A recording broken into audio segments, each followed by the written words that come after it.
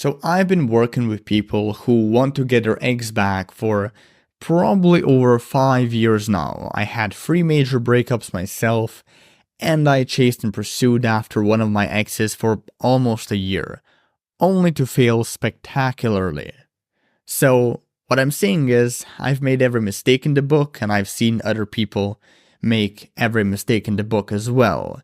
And in this video, I wanna, share 18 of the most important lessons I've learned from everything, from all of my fuck-ups and all the fuck-ups that I've seen other people make. Lesson number 1, most people think they need ex-back advice, but in reality, what they really need is just self-development, advice, and therapy. Lots and lots of therapy. The ex-back advice is simply the starting point. Lesson number 2, it's not what you say, how you look, or even what you do that gets your ex back. It's who you become that gets them back. So what you stand for, what you represent, the kind of values you embody. Put differently, it's not about acting attractive that gets your ex back, it's about actually becoming attractive that gets them back. Lesson 3, re-attracting an ex is mostly, if not entirely, a process of overcoming your insecurities, fears, and emotional baggage. All the lines, the theory, the tactics, the strategies, the persuasion and manipulation techniques are either petty details at best or pointless distractions at worst. As for lesson 4, an attractive, abundant, and healthy lifestyle trumps literally every get your ex back system out there, including every line, every approach, every script, every pre-prepared message, every gimmick, or even technique. Lesson 5, don't be friends with an ex. It never works out, especially not if you're trying to use it as a backdoor for rekindling your relationship. A friendship can only blossom between you two if it happens organically. So this means without you or your ex forcing it to happen. Lesson 6. Most people overestimate their ex's attraction, which leads them to come off as overly invested or too invested, too emotional, and way too serious too soon. And as a result, they sabotage themselves. They essentially start acting like they are already together with their ex, even if they are nowhere close. Therefore, always underestimate your ex's attraction. For example, if on a scale from 1 to 10 you think they like you 10 out of 10, tone that attraction down to at least them liking you on, let's say, a 7 or a 6 out of 10, if that makes sense. As for lesson number 7, I just want to list off some things that are vastly overrated, if not completely useless. Pre-prepared text messages, texting rules, flake prevention, handwritten letters, reverse psychology, social proof, jealousy tactics, playing hard to get, any sort of active or ex-day no contact period, acting alpha, acting indifferent, trying to sabotage an ex's rebound. On the flip side, lesson 8, I just want to list some things that are vastly underrated, if not entirely ignored, which are actually very effective for re-attraction.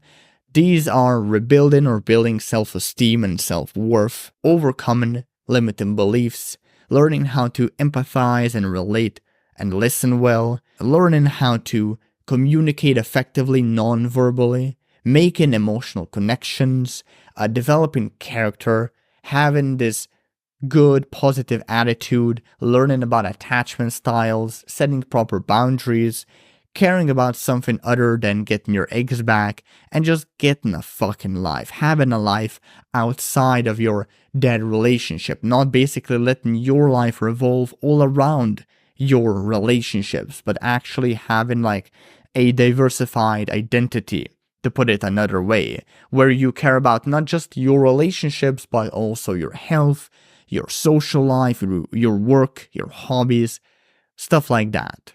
Anyhow, to move on to lesson 9, a breakup is a glaring sign of incompatibility, meaning you probably shouldn't try to get your ex back if it happens. Most relationships, in fact, should never be saved. And besides, the odds of your ex actually coming back are low, and the odds of keeping them are even lower. So you'll be much better off emotionally by just finding someone else. Lesson 10. The get your ex back industry, or space, or however you want to call it, is full of scammers and these unscrupulous individuals who will exploit your vulnerabilities, your heartbreak, to sell you shoddy and overpriced, usually also overhyped, products. But this is only possible because this same industry is also full of simps and codependents who are willing to butcher their identity, wreck their entire lives just to save their worthless relationship. Even though most of these people will just break up again briefly after getting back together with their ex. Or worse, they're gonna stay in their bad relationships. Lesson 11. Chasing your ex is probably the stupidest thing you can do after being dumped. They left you because they wanted less of you. So how will giving them more of you, more of the same desperate treatment that got you to this place, how is that going to change their mind? How is that going to change your situation? Spoiler, it won't. So after a breakup, if you've been dumped, give your ex what they want. Give them, in general, space. So let them come back to you at their own pace. Let them go completely, and if they ever reach out again, great, take it from there. This isn't only the most effective course of action, it's also the most, in my opinion, honorable one. Lesson 12. When in doubt whether your ex likes you or not, polarize. Be vulnerable, assert the living shit out of your boundaries, and risk rejection. Get them to basically decide where they stand or whether they're willing, open, and able to work on mending your relationship. Then act accordingly. Never try to mend or continue mending things with someone who isn't committed to helping you mend them as well. Believe me, I know a lot of people here on YouTube bullshit you how it's possible to save your relationship alone. Bullshit. It takes two people to make a relationship work. Do not forget that. If your ex ain't trying, you're not going to be saving any relationship. Period. As for lesson 13, arguably my most controversial opinion, when getting an ex back, you need a mechanism in place that shields you from becoming their doormat and losing months of your life to the pursuit of futile reconciliation. Now here's a mechanism I usually recommend. This is where the controversial part starts to kick in. If you and your ex have not yet kissed by the end of your second date, and or if you haven't yet had sex by the end of the fourth one, I would consider moving on for good. Please take this as a guideline, of course, not a hard-hitting rule. In general, all I'm saying is that the sooner you get sexual with your ex, the quicker and the easier it will be to then also get emotionally reinvested in each other and mend your relationship. Lesson 14.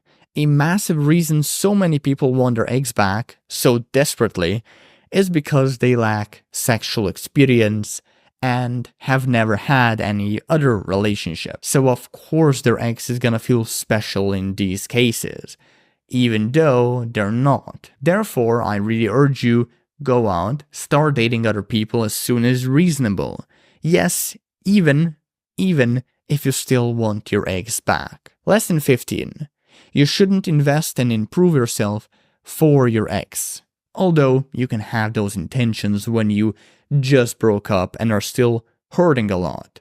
But after the initial weeks following your breakup, let's say 2 or 3 weeks, you should strictly focus on improving yourself and investing in yourself for no other person than yourself. You should do it because you want to do it, because you want to get better, not because you can prove yourself to your ex or I guess get your revenge by showing them how better off you are or some bullshit like that. As for lesson 16, If you're looking for honest, mature, and emotionally healthy advice in the breakup space, follow, apart from myself of course, Corey Wayne and Craig Kenneth. Those are the people who helped me construct the foundation for my get your eggs back philosophy, and also who plopped my needy ass on the right path after my own breakups. So just a quick thanks from the bottom of my heart to these two people. And also just a quick promotion. They didn't pay me to say this, I'm not affiliated with them by any means, I just really like their advice, and I think that if you want an ex back, if you're going for a breakup right now, you should go and watch these two people. Anyways, moving on to lesson 17, the hardest part isn't getting your ex back. That's relatively simple. The hardest part is getting yourself in the right mindset and adopting the proper skills and knowledge that actually make you capable of keeping your ex for good if you do get back together. But not just in any relationship, but actually in a healthy and sustainable one. And finally, lesson 18, your transformation into a better, more well-rounded person is not enough. It's not enough to make your relationship work again. It's not enough to rekindle it, let alone to make it thrive. What many people overlook, or even deliberately try to forget because they have no control over it and therefore it's painful to even think about, is that their ex has to undergo the same type of personal transformation for their relationship to work out. They have to take care of their issues, you have to take care of your issues. You go and then have a relationship together, suddenly it's gonna work out because we have these two perfect, in a way, individuals coming together, sharing their, I guess, perfection, sharing their growth. But here's another kick in the stomach, I guess. If you do get back together with your ex, and if you, let's say, both resolve your issues, you both grow personally, great. It's still uncertain if things are gonna work out even then, because there is compatibility to keep in mind. So values, shared values, aligned values, as well as goals, beliefs, and worldviews. And sometimes people just don't have those. Your ex might be of one religion, then you might be of another. Your ex might want kids, you might hate kids. Your ex might have one philosophy around money, you might have a completely different philosophy around money. Same for work, same for raising kids, and on it goes. So just keep that in mind. But anyway, that was it for this video. If you want to go deeper into my process for getting an ex back, download my reattraction cheat sheet, link in the description down below this video. And I will see you later.